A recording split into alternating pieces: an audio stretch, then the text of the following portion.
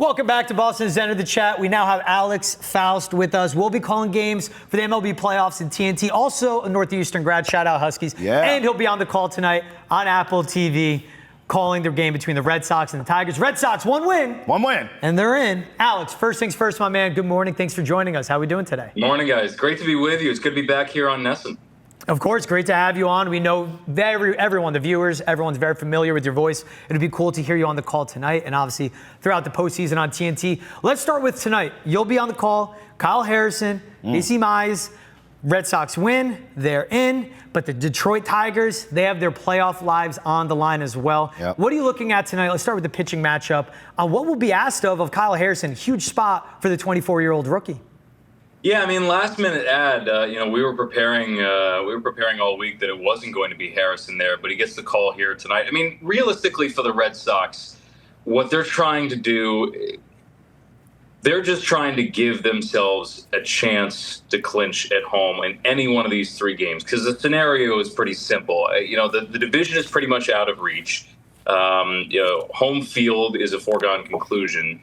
So give yourself a chance here in one of these next three. They're setting up, they already changed the rotation so that Crochet is on the right schedule with maybe an extra day of rest to go in game one of the wild card series. And we saw how brilliant he was the other night in Toronto. So realistically, all this is just give yourself a chance. That's all you can ask for. You're not asking for anything brilliant. And frankly, the Red Sox and the way that their rotation's gone over the second half of the year, it's been incredible. I had a note here, since July 1st, they had the best starting pitching ERA in the American League.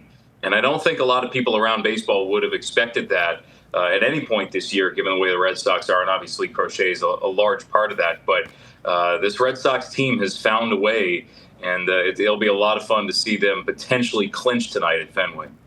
Yeah, find a way is a big theme for this team, and fans were a little disappointed that the ticket wasn't punched last night. But part of finding a way, Alex, is, making sure that the run support is there. And this batting lineup was kind of fractured when some of the injuries happened, and of course, Roman Anthony going down. But what should we expect out of them tonight? Because Mize has allowed 8 runs over his last 3 starts, maybe something that they can hope that they can take advantage of and be impactful at Fenway in front of their fans tonight.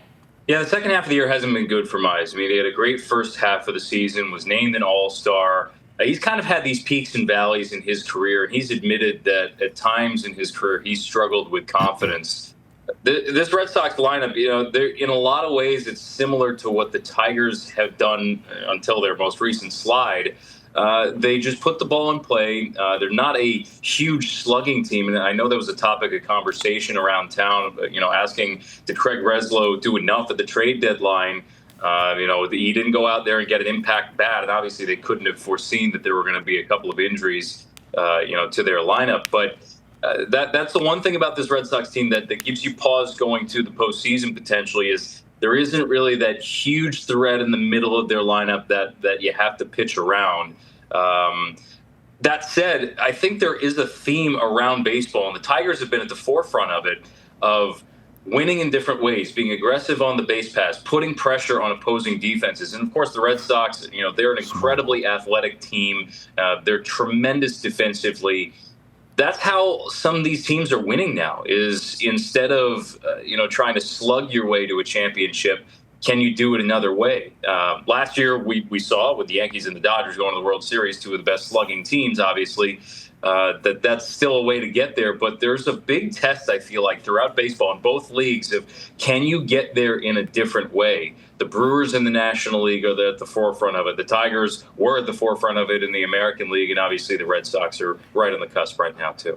Alex, you're taking us to church this morning. Everyone on this desk has been saying the exact thing that you're saying right now, the whole season for this team. Embrace small ball. You know who's doing that? The Guardians. And look, they're hotter than fish grease right now. Alex, look, here on Boston Has Entered the Chat, we talk Red Sox and your Huskies till we're blue in the face. I want to zoom out a little here and look at the AL playoff picture. Right now, you would have Tigers and Guardians in the wild card, Red Sox in the Bronx taking on the Yankees. You have the Mariners and the Blue Jays waiting for the winners of each. Who do you trust? I'm just asking you straight up. Who do you trust out of that grouping in the American League to get to the World Series? Oh, I've traveled around a lot this summer and spoken to a lot of people around baseball, and I think the consensus answer is nobody. It is wide open in both leagues. And you'll take that. No, for sure. I mean, that's what we dream of. We're going to the postseason. I mean, as you know, I cover hockey a lot. And every year in the Stanley Cup playoffs, you go in and you're like, okay, we have a couple of favorites, but it's wide open and anything can happen. And I think baseball, we're so used to it because for so many years the playoff format limited the number of teams that were in. Now that it's expanded, we have to change our way of thinking around how the postseason is going to play out. The best team will not always win the World Series in this format. Period. End of story. Last year, it was the best team. The Dodgers won the World Series. They were the best team. Period. But in many years, I feel like going forward, you're going to have surprises in the wild card round. You're going to have surprises in the division series as a result. And we just have to get used to that a little bit in baseball. This is not the same game that was played, a half a century ago, or even going back further, because one of the topics we're going to be talking about tonight is this the greatest collapse with the Tigers in baseball history? You think back to the 1951 Brooklyn Dodgers and the 13-game lead they had on the New York Giants. I mean, we're talking in that era, and there have been some big ones. The Red Sox have been involved in some of them. We're well aware. But this is where the new format is crazy, because if you didn't have this expanded wild card, you wouldn't have this, late season. Maybe a team sneaks in here. Obviously, the division's at stake in the AL Central, but there have been, like in the National League, who would have been talking about the Arizona Diamondbacks a week ago, 2 weeks ago, and yet they might sneak their way in. Yeah, a team that everyone is saying should be sellers. Trade for this guy, trade for that guy, and at certain points were as well. What I love that you point out with the AL is it's being wide open, and you bring up the starting pitching for the Red Sox, especially with Garrett Crochet. They have a good chance as anybody in a best-of-3 series in the wild card. Now, Alex, do you trust this Red Sox lineup? And I'm talking beyond the 1 through 3 hitters, because Durant, Story, Bregman, when they're good, they're great, especially Trevor Story. But my issue is with the 4 through 9 hitters, with Wilyer Abreu being in the lineup every day, with Carlos Narvaez being there every day. It's a team that is still hanging on by a thread. And also, to give them context, not just bag on them, at the same time, Alex, they dealt with major injury after major injury after major injury, rotation, bullpen lineup, and of course trading away Rafael Devers, where this is a team that they're running on steam and they've done a lot to get to this point. But this lineup, to me, that's part of the liability of this team of producing runs, which you have to do, especially if you're going to match up with the Yankees.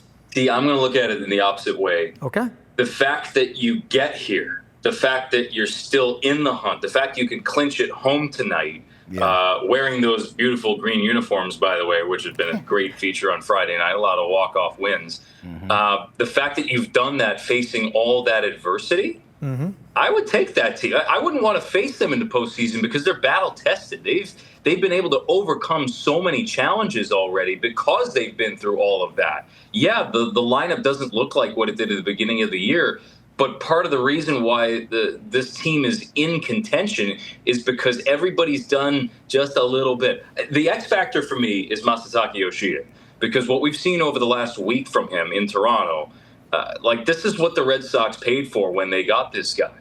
And if he can produce in the middle of the lineup in the way that he has over the last week plus, I mean, then you have your answer, right? Then you have your middle of the order bat who's reliable and is going to give you a little bit of pop.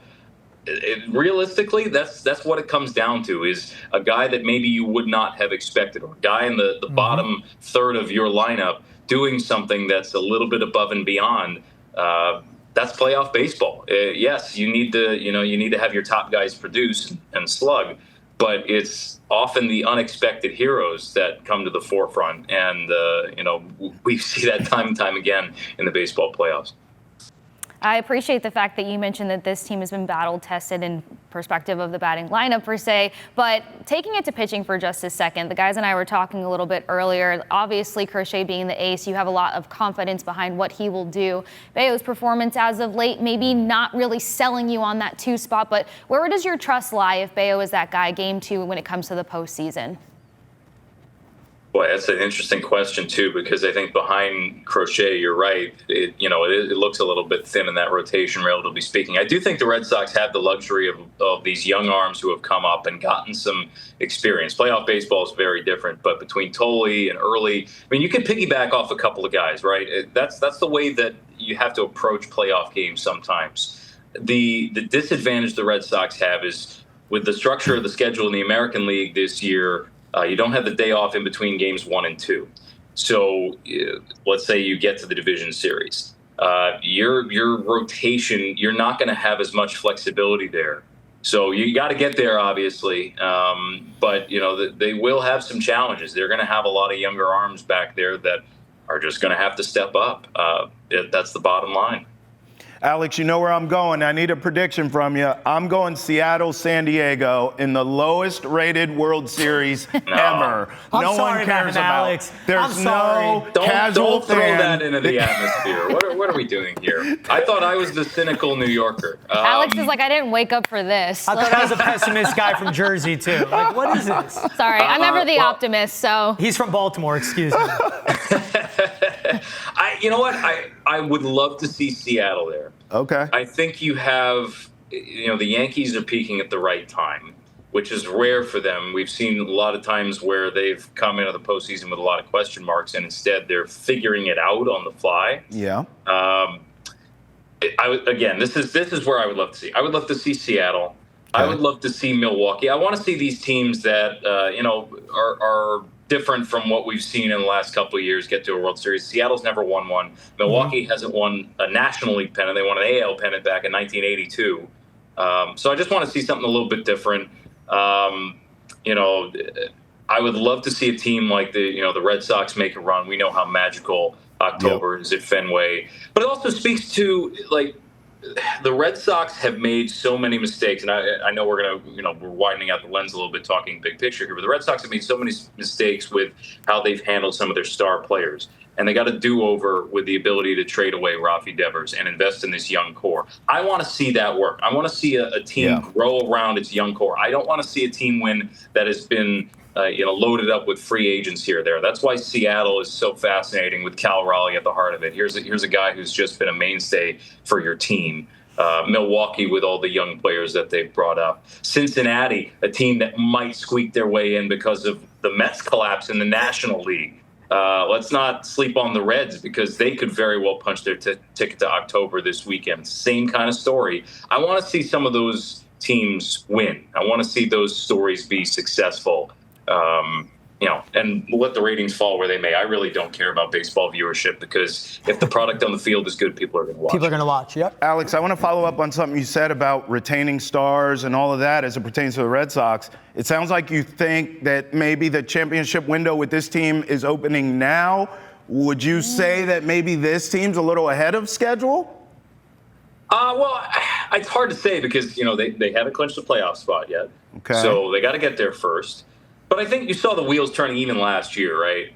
With Rafaela coming into his own, with Campbell getting a call up earlier this year, with Anthony bursting onto the scene this year as expected. Like, it's one thing to have the pedigree as a top prospect. It's another to deliver at the major league level. I mean, heck, Narvaez this year, who's come out of nowhere. I mean, he's a 26-year-old rookie who's been in the minors for 9 years, and the Yankees gave up on him. And he's been found money for the Red Sox, especially defensively. So, I think the teams that find ways to win by investing in their own core and seeing them grow together, those are the teams that I can get behind as a fan, even as a neutral, because there's an identity there. It's not just a team of mercenaries, and that's to take nothing away from how the Dodgers have put themselves together because they invested heavily in their minor league organization. They've invested heavily in player development. They get all the headlines because of the millions and millions they spend with the top end talent. But they're getting all these guys, all the pitching injuries they've had, one by one. Guys are coming up from the minor leagues because they've invested in that heavily. So both things can also be true. But I enjoy seeing teams that are built from within, and you can root around a core of young guys for sure. Alex, I love all that. And I love that you map out your neutral in all of this. It's why you do such a great job. It's why you got that gig at TNT this postseason as well. It's going to be awesome to hear you and BA calling the games. But I do have to ask, you won't be neutral tonight because you went to Northeastern. You went to college down the road from Fenway. So it's not in the sense of the Red Sox, but you will be calling a game tonight on Apple TV, which is one of the pinnacles of the networks now in broadcasting games. For a team in the town you went to college to, in a church like Fenway Park. What are the emotions like for you as you prepare for this game, as you arrive to the ballpark? It's Detroit, it's Boston, two great sports cities, and I know your journey getting to this point was not easy. So what does it feel like for you to now be calling a game, a potential playoff clincher for the Red Sox in the same town you went to college, and I'm sure you spent plenty of time at that ballpark, where you were sharpening and perfecting your craft to get to this point in your career? Told you we in church. That's so kind of you, man. It's going to be a lot of fun. I mean, we're going to call it down the middle. It's still going to be a national type broadcast, but we are. I can say right now a couple of things that we're taking a lot of care into today, because it is a national game and a potential clincher, and we know how passionate Red Sox and Tigers fans are. But locally here, I know fans are used to just turning on Nesson and hearing those same familiar voices. We are doing all the preparations to be able to cover a potential clincher in the clubhouse and having all those logistics in place. So you will see the whole celebration just as you would if the game were airing here locally on Nesson. One thing that we're doing that's a little bit different here today and kind of innovative is going to be shot on iPhone in a lot of ways. So we brought in some of the new iPhone 17 Pros, mounted them in different locations around Fenway Park, and we're going to have them available to us to show replays or cut to live. This has never been done in a live sports telecast, to have a game shot on iPhone. And we'll have a little watermark on the screen to let you know when we're doing that. But as far as personally being excited, I mean, there's nothing like doing a game at Fenway Park. The view in the press box is the best in baseball. The atmosphere is one of the best in baseball.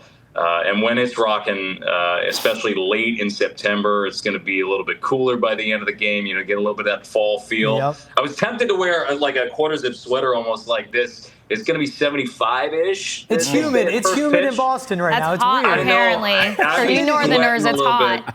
I wanted to so badly. I love fall in New England, but unfortunately I can't do that. But I'm gonna try to take a walk around campus today. Nice. Because every time I'm in Boston, I try to go back to Northeastern and say hi to some of my folks there, and maybe say goodbye to Matthews Arena one last time. But it'll be a blast here tonight. And we can't wait to bring it to you. We're excited to have the call. Myself, Ryan Spilborghs, who was on that Colorado Rockies team. Remember, the Red Sox played in the World Series way back when, that Rocktober run. So Ryan Spilborghs will be on the call. And Tricia Whitaker, who covered the Tampa Bay Rays for so many years. She's going to be our sideline reporter here tonight. We've got a really great crew to bring it to you on Apple TV+. Alex, real quick, what would 19-year-old Alex say to you right now?